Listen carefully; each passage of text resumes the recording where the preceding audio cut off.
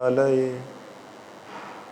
कृष्णाय कृष्णभक्ताय तद्भक्ताय नमो नमः। श्री कृष्ण चैतन्य प्रभु नित्यानंद श्री अद्वैत गदाधर श्रीवासादि गौर भक्त वृंद। हरे कृष्ण कृष्ण कृष्ण हरे हरे, हरे राम राम राम हरे हरे। नमो भक्ति विनोदाय सच्चिदानंद नामिने गौर शक्ति स्वरूपाय रूपानुगवराय ते।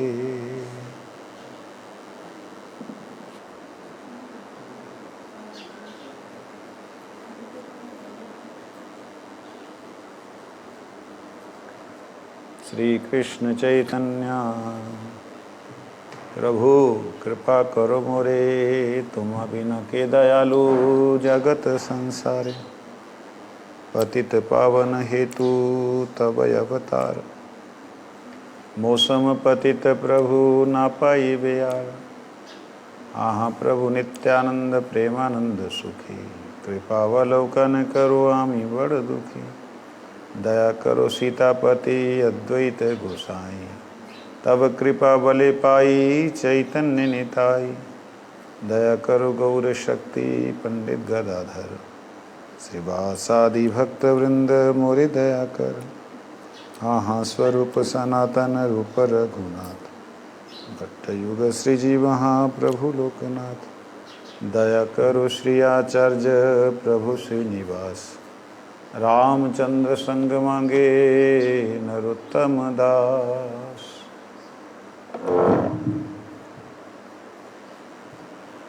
हम लोग यहाँ श्रवण कर रहे हैं सभ्यता, आधुनिक सभ्यता, जो कि सामाजिक जगत में जिन्हें एटिकेट्स कहा, कि हमें भी हो जाए, कैसा भी व्यक्ति सामने क्यों ना हो, हमें उनका सम्मान करना चाहिए।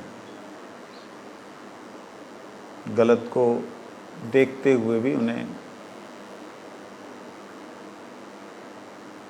वैष्णवों में सुना गया है ऐसा कुछ, लेकिन यहाँ भक्ति विनोद ठाकुर जी ने जो लिखा है वो थोड़ा अलग तरीके से इस बात को लिखा। दिगंबर जी चट्टोपाध्याय जी कहते हैं अद्वैत दास जी को, अपने मित्र को, लाहिड़ी महाशय जो थे, कि देख तुम लोगों को व्यवहार नहीं करना आता, समाज में जहाँ जाते हैं वहाँ समाज के अनुसार चलना पड़ता है। किसी की शादी में गए, वहाँ प्याज ना खाओ तुम, और किसी देवी के वहाँ गए जहाँ बलि बुली चढ़ती है, वहाँ प्रसाद ना पाओ बलि का, बकरा ना खाओ। ये तुम लोग का व्यवहार सही नहीं है। किसी देवी देवता का प्रसाद नहीं लेते, ये सभ्यता ही नहीं है तुम लोगों को। कहते कुछ भी है सामने, कैसा भी व्यक्ति है, लेकिन आप उनसे, कहते जैसे राजाओं के सामने, बादशाहों के सामने जो बोलने वाले होते हैं वो किस प्रकार से व्यवहार करते हैं, देखा नहीं तुमने? ये बात को बोल रहे हैं, तुमने देखा नहीं उनको कैसे व्यवहार करते हैं? वैसा व्यवहार होना चाहिए। ये बात सुन करके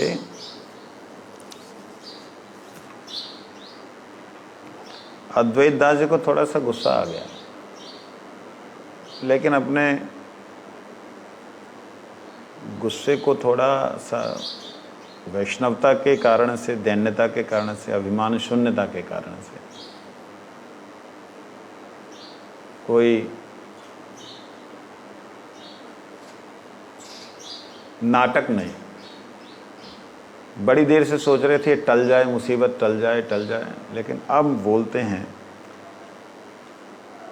9वें अध्याय का ये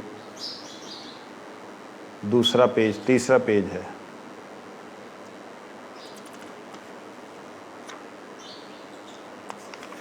ना ज़्यादा आगे आ गए, 8वां पेज। कहते हैं अद्वैत दास जी बोल रहे हैं, भाई यदि असंतुष्ट ना हो तो मैं कुछ बोल सकता हूँ, कुछ बोलूँ?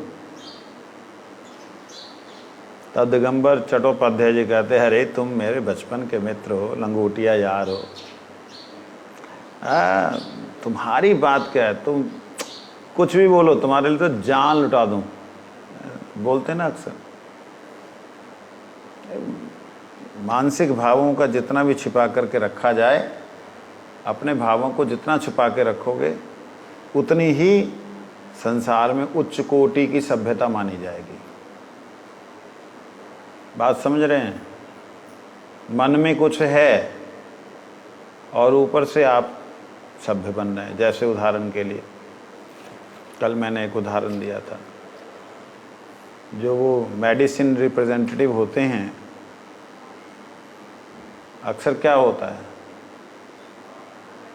बड़े वेल ड्रेस्ड होते हैं, वो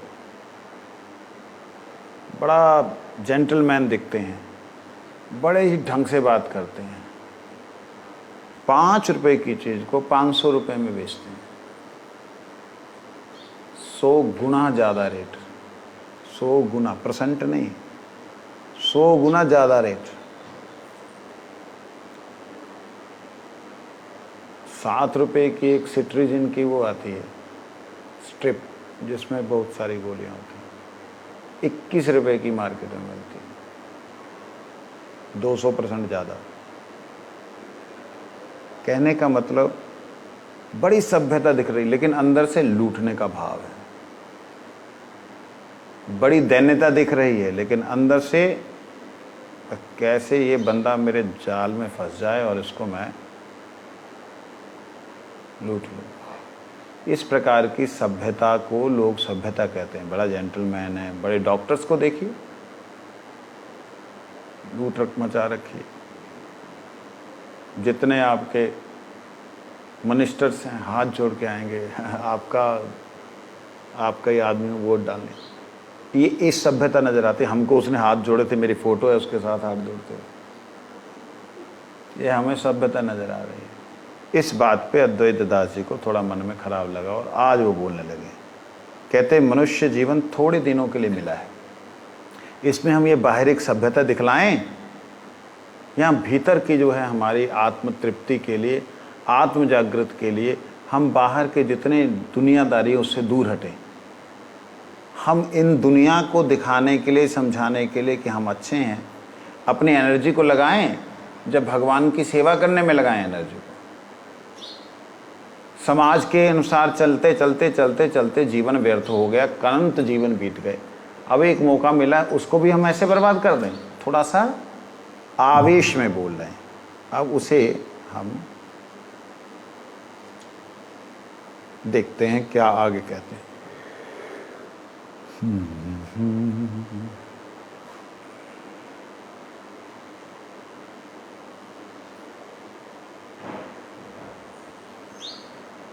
एक बात कही अद्वैत दास जी ने, कहते आप मुसलमानों के अधीन रहते रहते, यवनों के अधीन रहते रहते, बादशाहों के अधीन रहते रहते ऐसे करने की आदत पड़ गई, अंदर गालियां देते रहते, इसने हमारा सारा देश खा गया। ऊपर से ओ सलाम सलाम। कहते ये तुम्हारा सभ्यता जो है ये कपटता है। यहाँ सीधा सीधा उनको डांट लगाई। ये तो केवल संसारिक व्यवहार मात्र है, यदि ऐसा भी ना हो तो हानि क्या है भाई। बहुत दिनों तक यवन का मतलब मुसलमान, यवनों की नौकरी करके तुम वैसी सभ्यता के पक्षपाती हो गए। वास्तव में मनुष्य का निष्पाप जीवन ही सभ्य जीवन है। मनुष्य का निष्पाप जीवन ही सभ्य जीवन है भाई। वास्तव में मनुष्य का जो निष्पाप जीवन है वही सभ्य जीवन है। पाप वृद्धि के साथ साथ कलयुगी सभ्यता की उन्नति विडंबना नहीं तो और क्या है। ये वंचना, जहां ये अपने आप को धोखा देना नहीं तो क्या है? अच्छा, ये सभी लोग करते हैं। समाज में जितने बिजनेसमैन हैं उनको ये नाटक करना ही पड़ेगा। अरे आप तो हमारे डेली के ग्राहक है, सही रेट लगा दे। और पहले उसको बोला हुआ सही रेट का मतलब इतने %। सही रेट का मतलब ये फिक्स रेट है, देख के लगा देना। इसका मतलब है कि वे थोड़ा बढ़ा सकते हो। देख भाई, जो रेट है वो लगाना है। इसका मतलब जितना रेट है तुम्हारा, जितना तुमने फिक्स, हमने 3 रेट बना के रखे, एक हाई रेट, देख लेना। अपने आदमी हैं, 3 रेट बना कर रखे, तीनों में कपटता। मेरे को एक याद आ रही छोटी सी बात, हालांकि मैं पसंद नहीं करता कि भक्ति विनोद ठाकुर जी की बातों में अपनी कोई बात याद करूं, लेकिन छोटी सी बात याद आई। एक 2-3 बार ऐसी घटनाएं हुई। एक बार एक राधा स्वामी बॉम्बे में मोटर स्पेयर पार्ट का काम करते, उनकी दुकान पे मैं भिक्षा के लिए, मतलब निमंत्रण देने गया, नॉट भिक्षा। गुरुजी आ रहे हैं न्यू बॉम्बे में, तो आप भी आइए। वो देखते ही, और चल चल चल, यहाँ कोई नहीं है, यहाँ कोई नहीं करना। उसको लगा मांगने के लिए आ गया, और मैं क्या मांगने नहीं है, देने आया हूँ। ओ हमको नहीं चाहिए, हमको नहीं चाहिए, हमको नहीं चाहिए। वो मैं क्या, मेरी आदत ऐसी कुछ थी उस वक्त कि जो ना करे उसको तो ज़रूर देना। तो मैंने कहा भाई बात क्या हो गई? वो कहता हाथ जोड़ो, तुम जाओ यहाँ से, तुम तो सिर पे चढ़ते जा रहे हो। मैं कहा मैं कहाँ सिर पे चढ़ा, तुम्हें इतनी तकलीफ़ क्यों हो रही है? तब उसने बात बोली, तुम लोगों ने घर बार छोड़ दिया नाटक करने के लिए और लोगों से मांग मांग के खाते हो, हैं? कुछ अपना काम धंधा करो, ईमानदारी से कुछ कमाओ, दाम खाओ। तो मैं थोड़ा स्पेयर पार्ट के बारे में जानता था। मैंने कहा ये बोल्ट के, तो तुमने क्या करना है? मैं कहा पूछ रहा हूँ। उसने बताया इतने का, मेरे को जहाँ तक याद नहीं है, लगभग वो स्पेशल बोल्ट होता है। मैंने कहा इस लोहे की कीमत कितनी है? ज़्यादा से ज़्यादा 2 रुपये 3 रुपये, वेट के अनुसार 20 रुपये का आप बोल्ट लगा रहे हैं। आया होगा मार्केट में कितने का? 2-3 का है, 5 का आया होगा। मार्केट वाले ने आपको 5 का, हाई होलसेल वाले ने 5 रुपये का दिया मान लो, और आप बांट रहे हो, बेच रहे हो 20 रुपये का।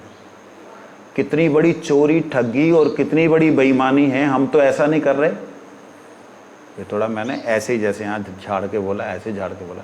मैंने कहा एक जो है टीचर संसार की शिक्षा देता है कि ये तुम्हारी माँ, ये तुम्हारी बहन, ये तुम्हारी बेटी, ये तुम्हारे पति, ये तुम्हारे पत्नी, ये तुम्हारा, ये व्यवहार की शिक्षा देते हैं। और उस व्यवहार की शिक्षा देने वालों के लिए आप जो है हर महीने फीस दे रहे।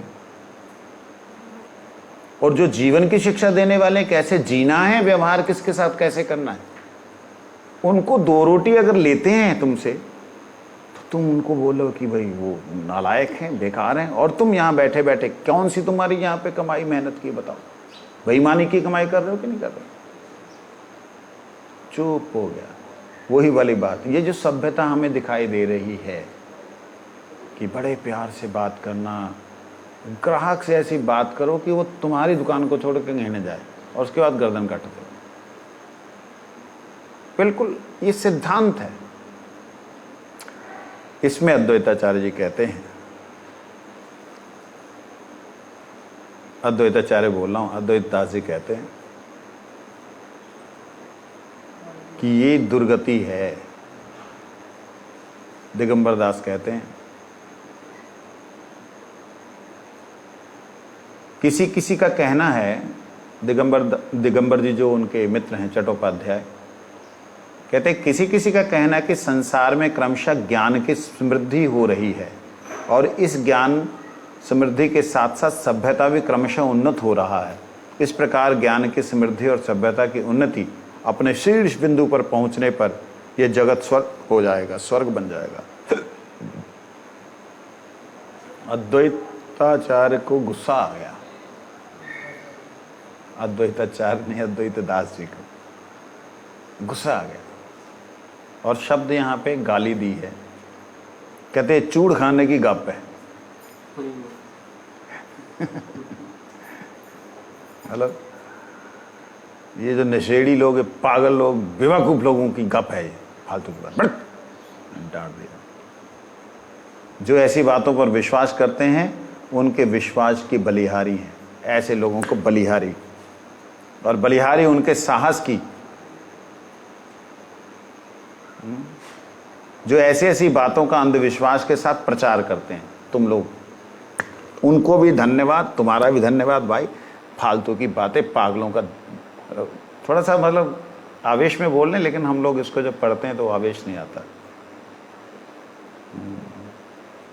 ज्ञान दो प्रकार का होता है, एक होता है लौकिक और एक होता है पारलौकिक।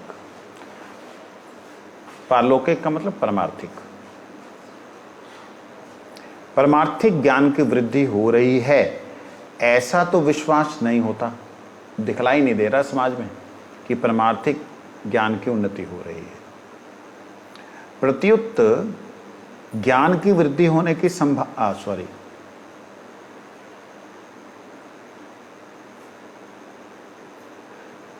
परमार्थिक ज्ञान अनेक स्थलों पर विकृत होता जा रहा है।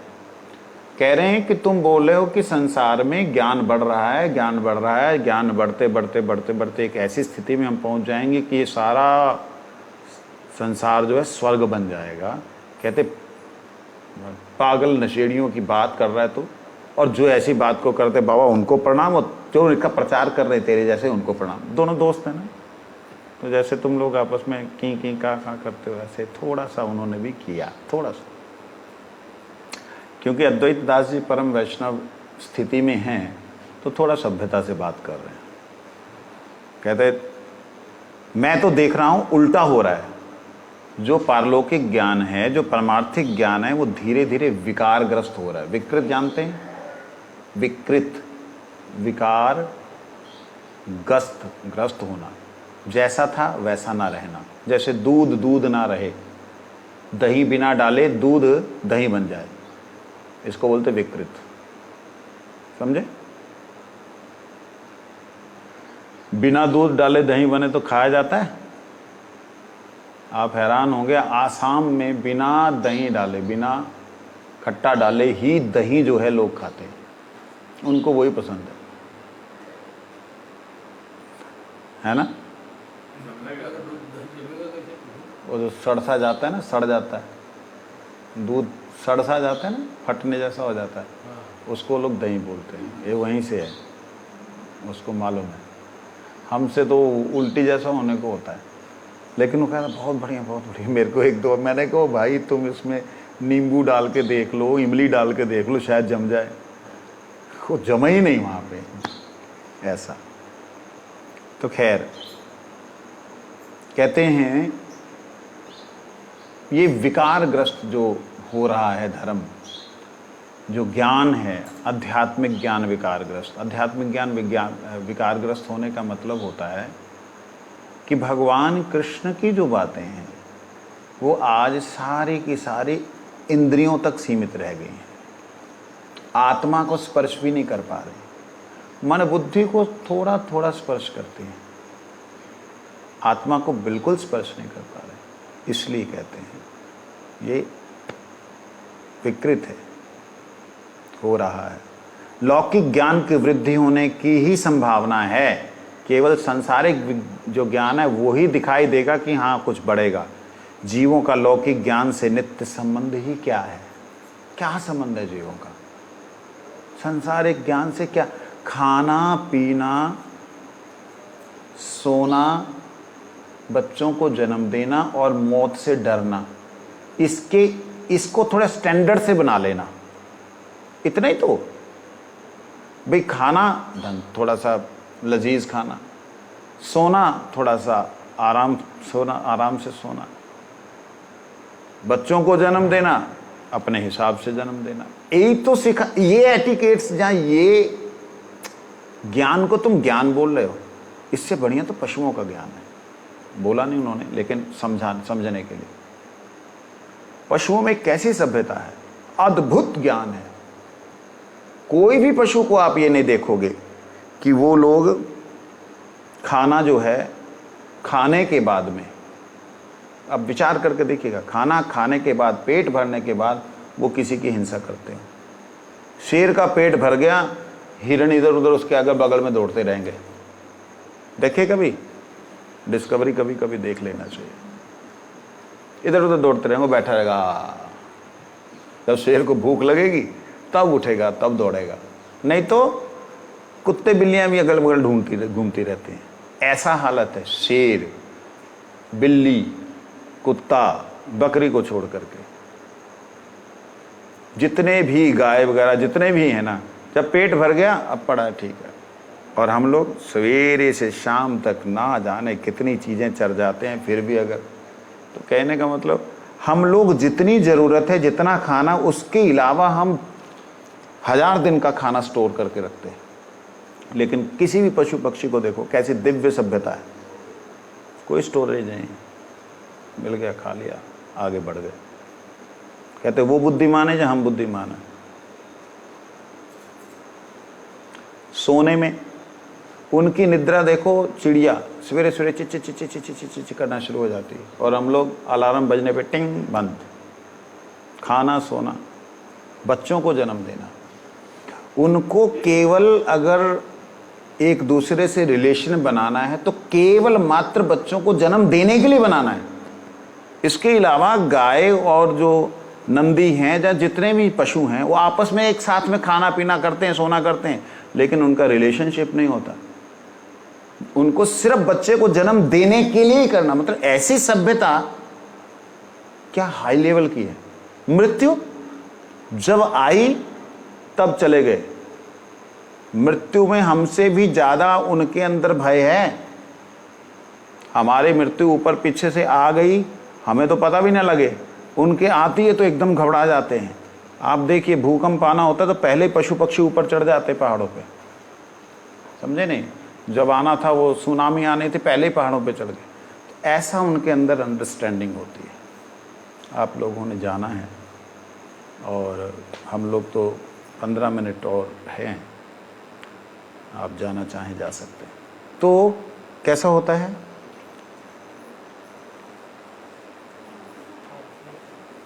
हाँ, उनका भय हमसे कितना अधिक है। हम मृत्यु से भयभीत इतना नहीं है।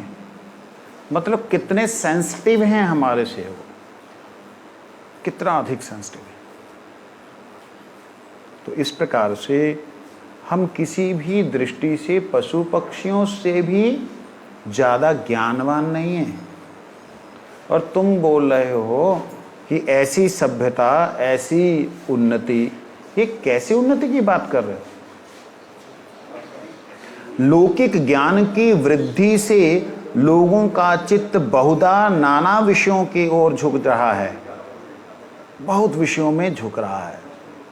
फल यह हो रहा है कि मूल तत्व की ओर झुकाव कम होने लगा है। मूल तत्व आत्मा, इसकी तरफ लोगों का झुकाव धीरे धीरे खत्म होता जा रहा है। हाँ, मैं ये स्वीकार करता हूं कि लौकिक ज्ञान की जितनी वृद्धि हो रही है, असरल सभ्यता भी उतनी ही बढ़ती जा रही है, और ये जीवों की दुर्गति का विषय है। असरल सभ्यता, स्वाभाविक जो सभ्यता है वो खत्म होती जा रही, दूर होती जा रही है। ये मैं समझ सकता हूं कि ये उनकी दुर्गति है। दिगंबर चट्टोपाध्याय का माथा घुमा है, दुर्गति क्यों भाई? अद्वैत दास ने कहा, मैंने पहले ही बताया कि मानव जीवन थोड़े दिनों का है। उन्हीं थोड़े दिनों में पथिक की भांति जीव को परमार्थ के लिए सर्वदा प्रस्तुत रहना चाहिए, हमेशा तैयार रहना चाहिए। किसके लिए? परमार्थ के लिए। पंथ व्यवहार की उन्नति के लिए समय नष्ट करना मूर्खता का लक्षण है। पंथ व्यवहार की उन्नति क्या होता है? हमने पंथ शब्द सुना था। पंथ व्यवहार किसे कहते हैं? पंथ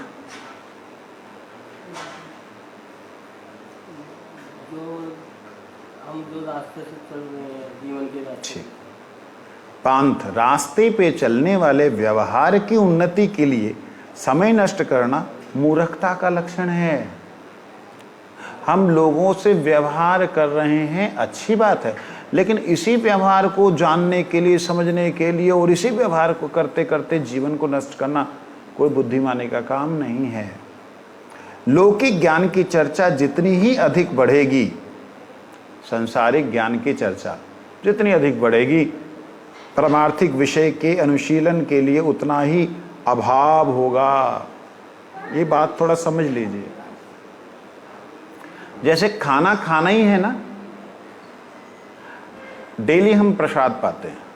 हमारे कई बार वैष्णवों को ऐसा लगता है डेली महाराज एक ही सब्जी, और कुछ तो चेंज करो। अच्छा चेंज कर दो, उसमें थोड़ा मूंगफली पीस करके डाल दो, चलो फिर किसी और से पूछा सरसों भी डाल दो उसको पीस करके, और जीरा भी पीस के डाल दो। मतलब पेट 4 इंची की जीव के बाद टेस्ट तो है नहीं कोई, और इसी जीव के टेस्ट को चेंज करने के लिए सोचने वाली बात है। 4 इंच की जीव के खाने के बाद कोई टेस्ट, बाहर जब निकलेगा तो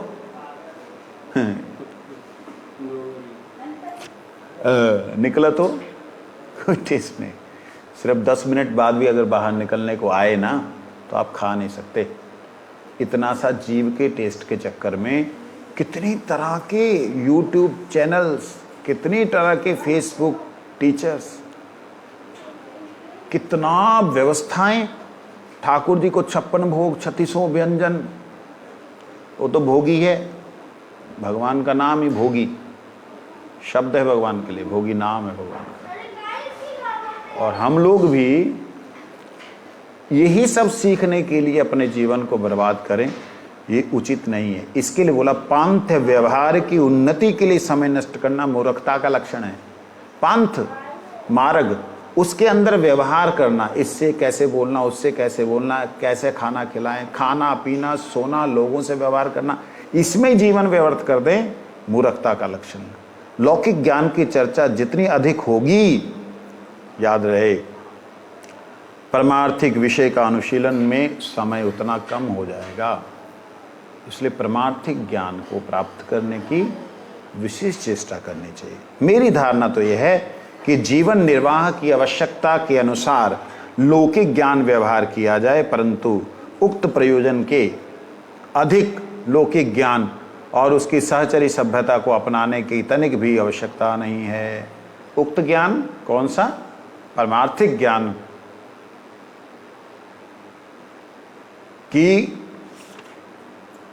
जो प्रयोजन है उसके अधिक, उसको प्राप्त करने के लिए अधिक लौकिक ज्ञान वगैरह इन सब की चर्चा में नहीं पड़ना चाहिए। दिगंबर कहता है।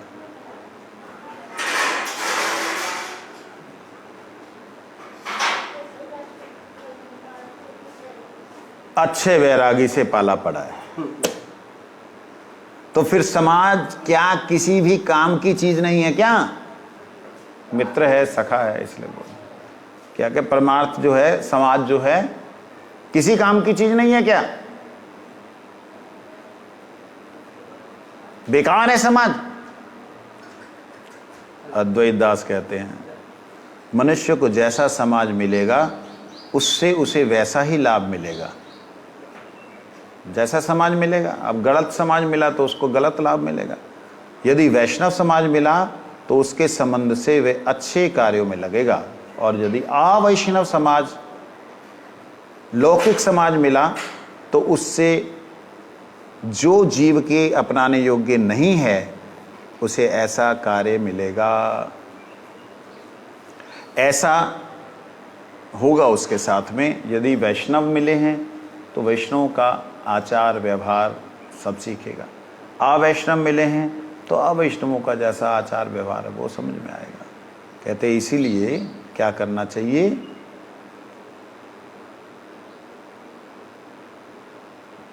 हमें वैष्णवों का समाज ग्रहण करना चाहिए।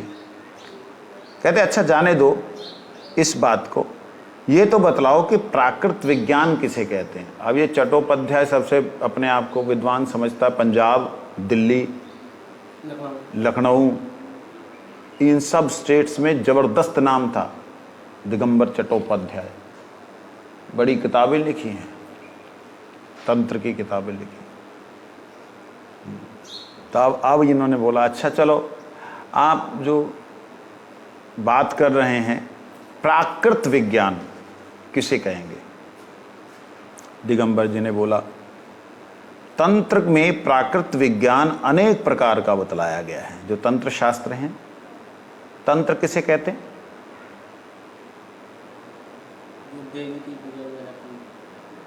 किसे कहते हैं? किसे कहते हैं?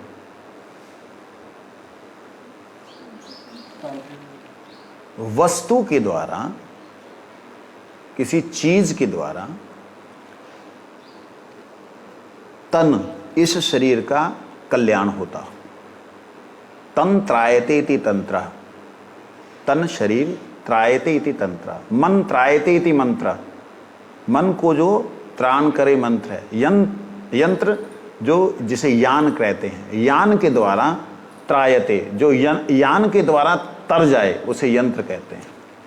ठीक है, यान मतलब कोई जहाज या कुछ ऐसा, उस यान पे बैठने से बंदा निकल जाए अपने जगह से दूसरी जगह, उसे कहते हैं यंत्र। तन शरीर के द्वारा किया जाने वाला, तिलक लगाना, कंठी पहनना, माला करना, ये सब तंत्र है। समझे नहीं? इसे तंत्र कहते हैं। घंटी बजा करके पूजा करना सब तंत्र है। तन त्रायते तंत्र, मन त्रायते मंत्र, यंत्र यंत्राय, यन के यान द्वारा त्राण हो जाए यंत्र। ठीक है, तो कहते तंत्र विज्ञान, वो बोलता है तंत्र विज्ञान में इसके बारे में, प्राकृत विज्ञान के बारे में बहुत बतलाया है। प्राकृत जगत में जितने भी प्रकार के ज्ञान हैं, इस संसार में जितने भी तरह के ज्ञान हैं, कौशल, जितनी भी तरह की कलाएं हैं, और सौंदर्य, जितनी भी तरह की सुंदरता है, वे समस्त प्राकृत विज्ञान के अंतर्गत है। उसी को प्राकृत विज्ञान कहते हैं, जिसमें आपको सौंदर्य, जिसमें आपको कला, जिसमें आपको इन सब को जानने की विधि मिलती है। कहते कैसे, जैसे धनुर्विद्या, आयुर्वेद, गांधर्व विद्या और ज्योतिष विद्या, ये चार विद्याएं भी प्राकृत विज्ञान के अंतर्गत ही हैं। धनुर्विद्या किसे कहते हैं?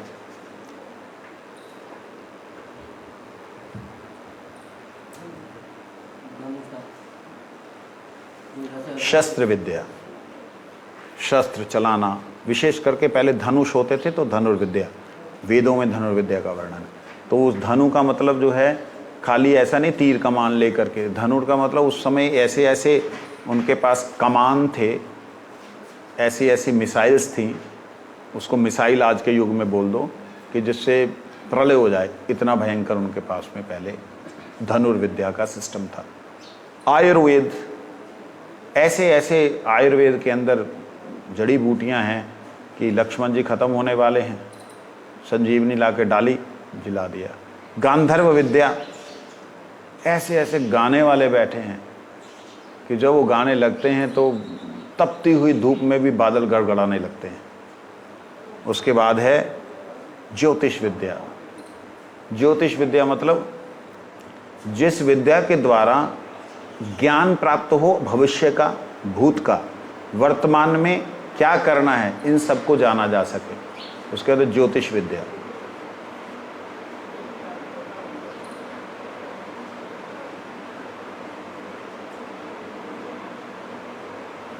कहते प्रकृति आद्य शक्ति है, फिर तत्व कथा कहनी पड़ी।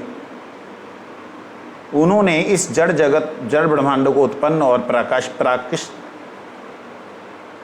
इसको उत्पन्न और प्रकाशित करके अपनी शक्ति द्वारा इसे बड़ा ही विचित्र बनाया है। इस शक्ति का एक एक रूप, एक एक विज्ञान है। इस विज्ञान को प्राप्त करके मान निस्तारने के प्रति किए हुए पापों से जीव मुक्त होता है। वैष्णव लोग इसका कोई अनुसंधान नहीं करते। हम इसी विज्ञान के बल से मुक्ति प्राप्त करते हैं। देखो ना, इसी विज्ञान के अनुसंधान में प्लेटो, अरिस्टाटल,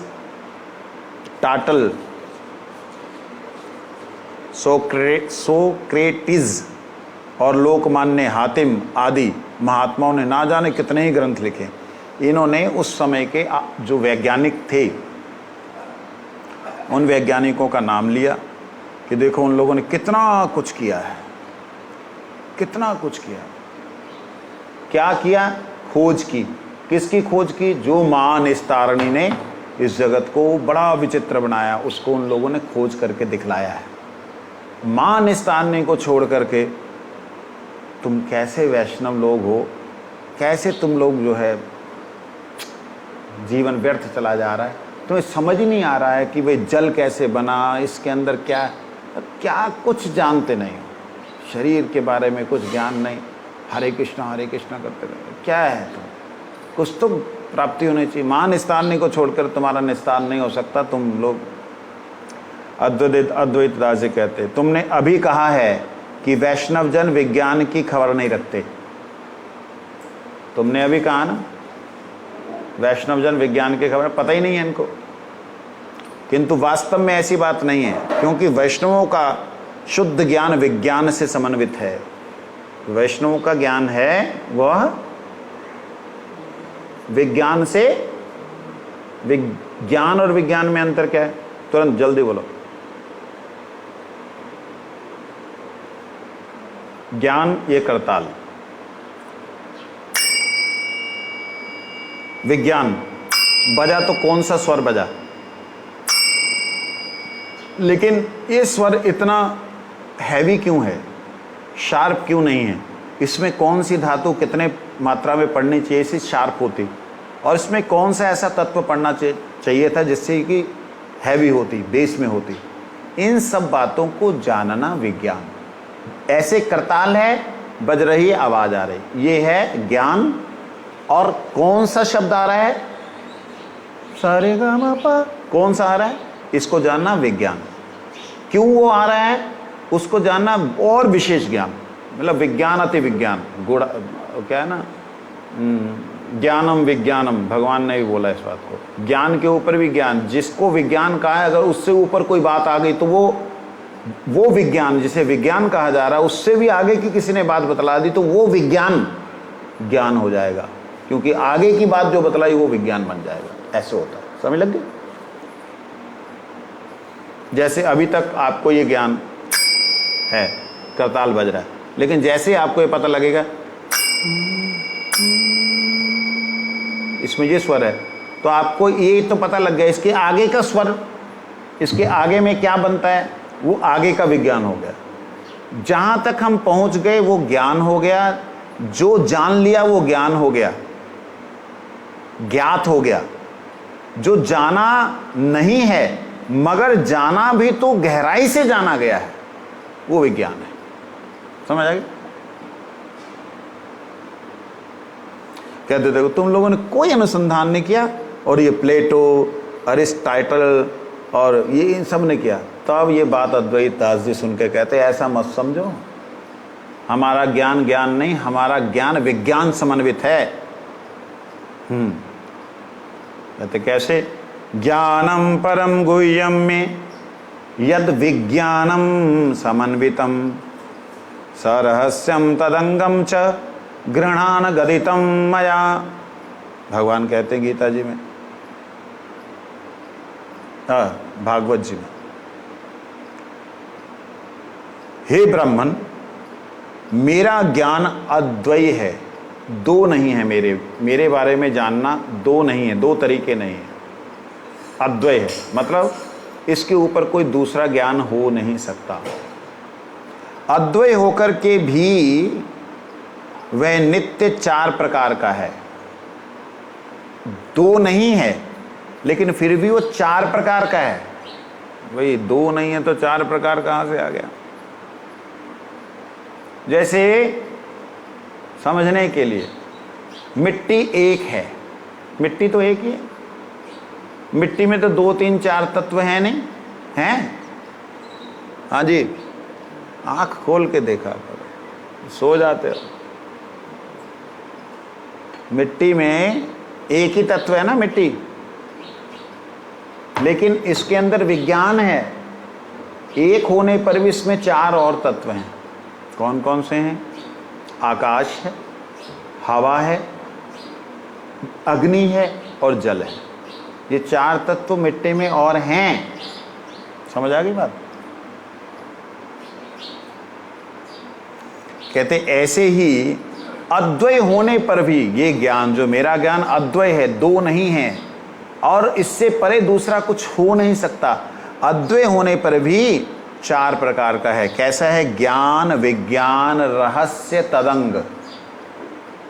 ज्ञान, विज्ञान, रहस्य, तदंग। ज्ञान तो बतला दिया था, विज्ञान बतला दिया था, रहस्य ऐसा जो कि तुमने जहां तक जाना उसके आगे नहीं जाना, रहस्य। और तदंग, ये सारे का सारा किससे हो रहा है? वो उससे हो रहा है, मूल किससे? अद्वय से हो रहा है, वो है तदंग। समझ लगे?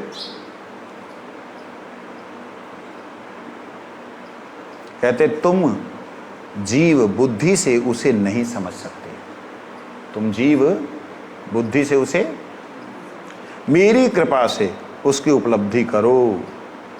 ज्ञान मेरा स्वरूप है, विज्ञान मेरी शक्ति का संबंध है, जीव मेरा रहस्य है। और प्रधान, जिनसे ये सारे के सारे प्रकृति, पुरुष, ये तत्व प्रकट होते हैं, वो प्रधान मेरा ज्ञानांग है। वंशा कल्पतरुश्च कृपा सिंधु पतितानां पावनेभ्यो वैष्णवभ्यो नमः। ये बात इन्होंने कही, किन्होंने कही? अद्वैत दास जी ने। अब ये बात तो कवि चट्टोपाध्याय जी ने सुनी भी नहीं। हाँ, वो बिल्कुल चुप हो गए। लंबा सा एक उपदेश देंगे अद्वैत दास जी, क्योंकि अब उसके पास में कुछ समझ नहीं है। तदंग फलाना ठिकाना, क्या क्या बोल के चला गया है, क्या क्या बोल दिया इसने। ज्ञान, विज्ञान, रहस्य, तदंग, ये क्या बोल गया। हमने तो सोचा था उन्होंने बोला, कोई साइंटिस्ट लोग हैं जिन्होंने बताया, ये तो और भी भयंकर ज्ञानी है। अब उनकी बुद्धि थोड़ी सी वंशा कर